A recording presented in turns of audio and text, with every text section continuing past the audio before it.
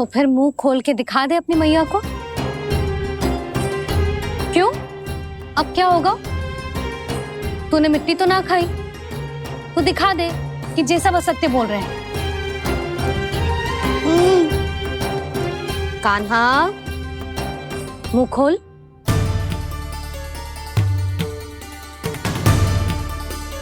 मुंह खोल लल्ला, मुंह खोल के दिखा। दिखा मैया को। आ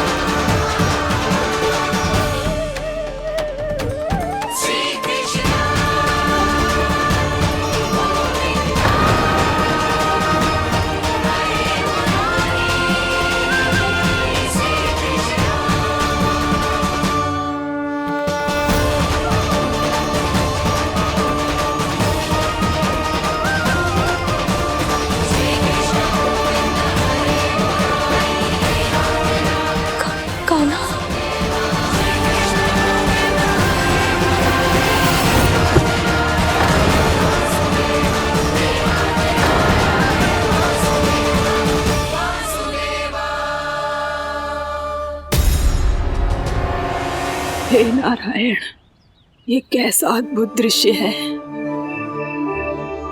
कान्हा के मुंह में संपूर्ण ब्रह्मांड, पर इसका अर्थ क्या है?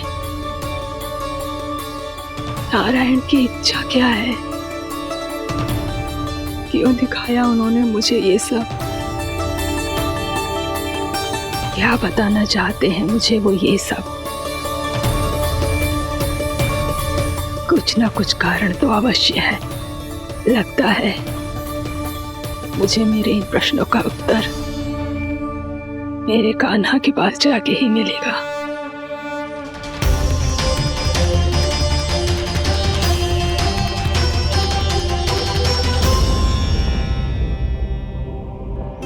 कितना भी सतर्क हो जाऊं, कोई ना कोई भूल हो ही जाती है। पिछली बार तो बाबा ने संभाल लिया था, अब मैया क्या करेगी? छोटी माँ, कान्हा क्या हो गया इधर?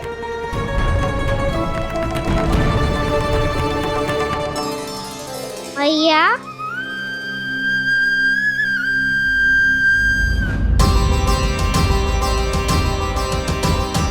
उठ जाओ ना मैया।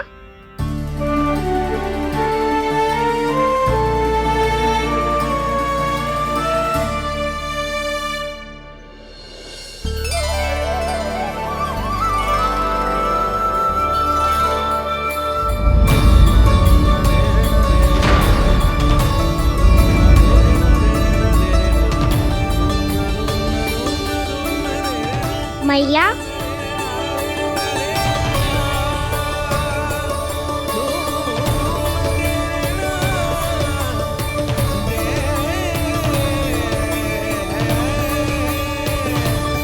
कान्हा, कान्हा,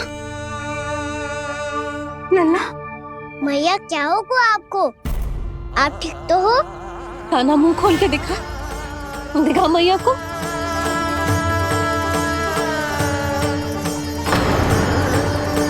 इसमें तो बस मिट्टी है, तो जो मैंने देखा वो क्या था?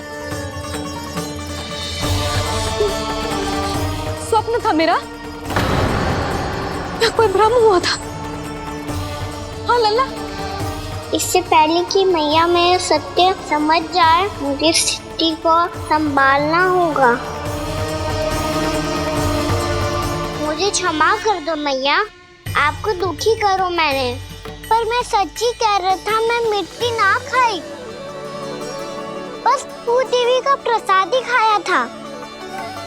आप कहोगे तो आगे से ना खाऊंगा, सच्ची।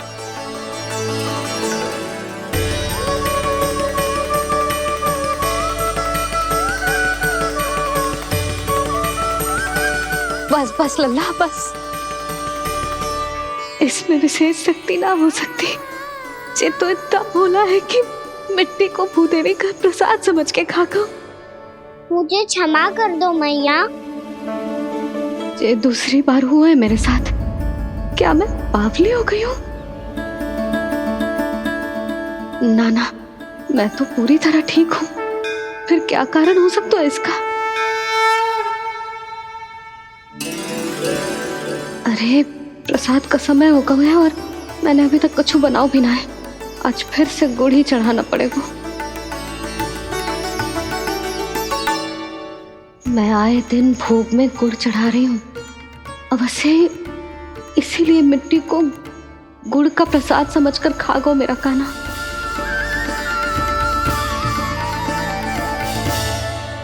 मैं समझ गई लल्ला, वो अकेले बैठ के मिट्टी क्यों खा रहा था। चल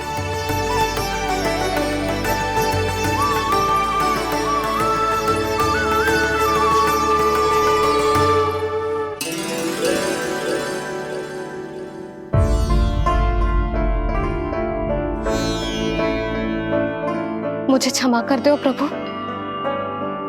अपनी ममता में लल्ला की आवश्यकता को सबसे अधिक महत्व दे रही थी मैं। इसी कारण से आपकी भक्ति में भूल चूक हो गई। पर आप तो साक्षी हो, मेरे मन के भीतर आपकी श्रद्धा और भक्ति में कुछ कमी ना है। पर हाँ, कर्म कांड और विधि विधान में ऊंच नीच है तो अनुचित ही। पर आज जो मैंने देखो है ना, उसने मुझे मेरी भूल का आभास करा दिया है नारायण। मैया चुपचाप हाथ जोड़ करके पूजा कर। सर क्या देख रहे हैं ना, ताकि नारायण तुझे सद्बुद्धि दे। इस सृष्टि में जो भी होता है ना लल्ला, सब इन्हीं की इच्छा से होता है। और हम बार बार अपनी अज्ञानता के कारण इनके विधान पर प्रश्न उठाने लगते हैं। हम ये भी ना सोचते कि प्रभु की लीला पर संदेह करने का अधिकार ना है हमें। समस्या चाहे कितनी भी बड़ी क्यों ना हो, सही समय पर नारायण सही मार्ग दिखा ही देते हैं, जैसे आज उन्होंने मुझे दिखाओ है। आज आपने मेरी आंखें खोल दी नारायण। पति, संतान, परिवार सब महत्वपूर्ण होते हैं, पर आपकी भक्ति भी उतनी महत्वपूर्ण होती है। अब से इस बात का पूरा ध्यान रखूंगी मैं। सच्ची निष्ठा और भक्ति से आपकी पूजा करूंगी, भोग, अनुष्ठान और सेवा करूंगी। वैसे नारायण, सच्ची बात तो ये है कि सब इसी के कारण हो रहा है। इसके कारण आजकल मुझे समय ना मिलता है। मैया, मेरी सेवा ही तो नारायण की सेवा है।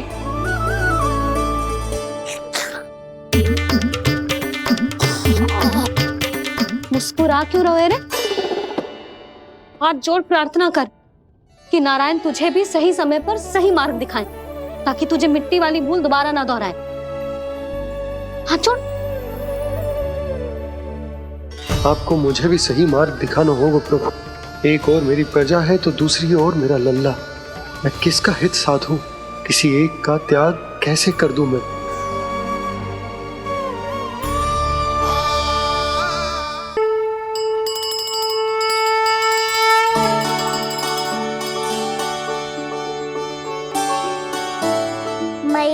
प्रसाद दो ना। क्यों? मिट्टी ना खानी? नहीं। लल्ला, आज के बाद मिट्टी को गुड़ समझने की भूल मत करियो, समझ आई?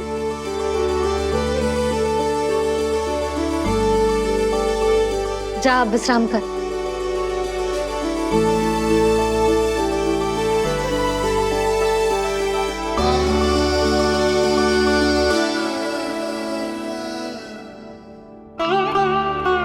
आप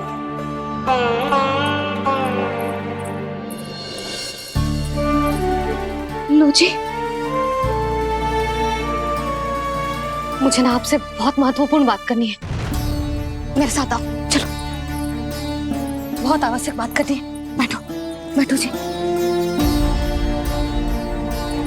सुनो जी, आप विश्वास ना करोगे आज मेरे साथ क्या हुआ है। पर पहले ये बताओ, आप मेरा उपहास ना उड़ाओगे ना, पिछली बार के जैसे?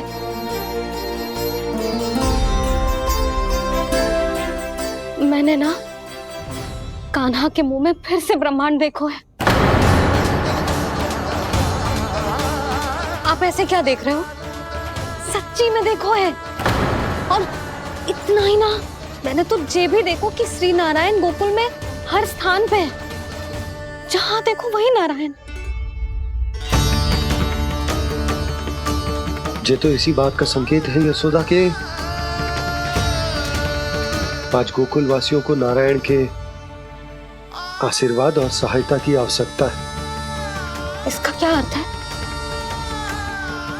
और आप इतनी चिंता में क्यों लग रहे हो?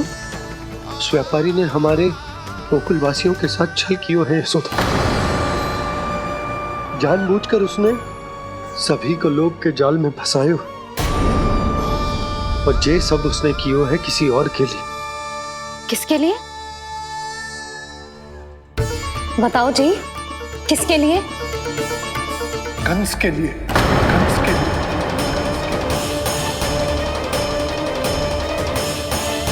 उसे कंस नहीं भेजा था यहाँ।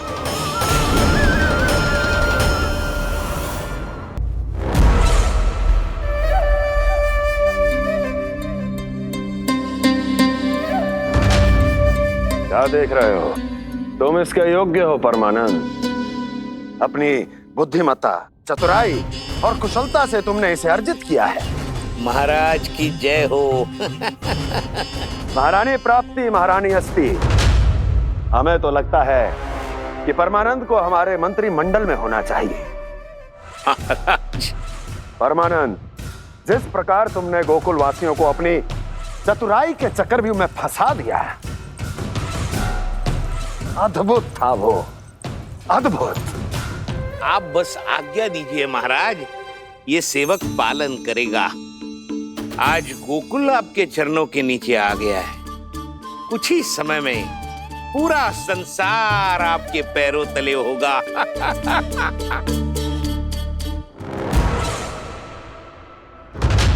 आपको सच में लगता है महाराज कि गोकुल वासी अपने वचन का पालन करेंगे और जीवन भर अपना दूध, दही, घी और माखन हमें निःशुल्क देते रहेंगे? भोले हैं वो, भक्त हैं, और यही उनकी सबसे बड़ी दुर्बलता है। और यही दुर्बलता उन्हें विवश कर देगी। और उससे भी आनंद की बात है ये कि उनका राजा नंद अपनी प्रजा को जीवन भर कष्ट सहते देख नहीं पाएगा और दौड़ता हुआ, भागता हुआ यहां आएगा मेरे चरणों में, अपने उस पुत्र के साथ। पर वो तो महाराजा है ना, उसे कुछ कमी है क्या? फिर हमारे भोले भाले गोकुल वासियों को क्यों फंसा रहे हैं जी? ना ना, बात कुछ और है। सच्ची सच्ची बताओ, क्या चाहता है वो? कहीं बाबा ये ना बता दे कि कंस मामा ने यह सारा छल मुझे मथुरा बुलाने के लिए रचा है। मैया की ममता भय में बदल जाएगी। ऊपर से देखो तो बस दूध, दही, माखन का छोटा सा छल है, पर इसके पीछे कोई बहुत बड़ा षड्यंत्र छुपा है इसका। आप जानते हो ना क्या है? मुझे ना बताओगे? बताओ बताओ जी। यशोदा वो चाह तो है कि मैं दरबार में जाऊं और साथ ले जाऊं। साथ ले जाओ? बाबा क्या कर रहे हो, संभालो। किसे साथ ले जाऊं? गांव वालों की दया की पुकार को, उनकी सहायता की गुहार को। उसने कहलवाई है कि मैं हाथ जोड़कर उसके सामने विनती करूं, तभी वो गांव वालों को निःशुल्क उत्पाद देने की व्यवस्था से मुक्त करेगा। अब मुझे समझ ना आ रहा कि मैं क्या करूं। जब हमें कछु समझ में ना आए ना, तो सारी चिंता श्री नारायण पर छोड़ देनी चाहिए जी।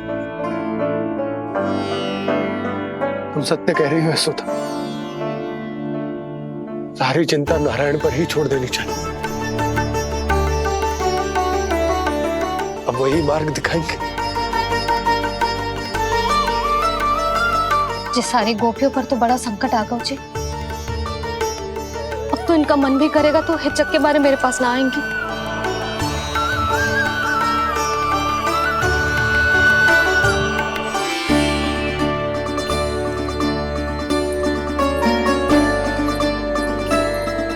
बाबा तो पूरी तरह भूल गए हैं प्रभु, ये सच में आप कौन हैं? हाँ मुरली, इस समय मैं उनके लिए केवल उनका लल्ला हूँ। पर आपके पास उन्हें इस चिंता से मुक्त करने का उपाय है प्रभु।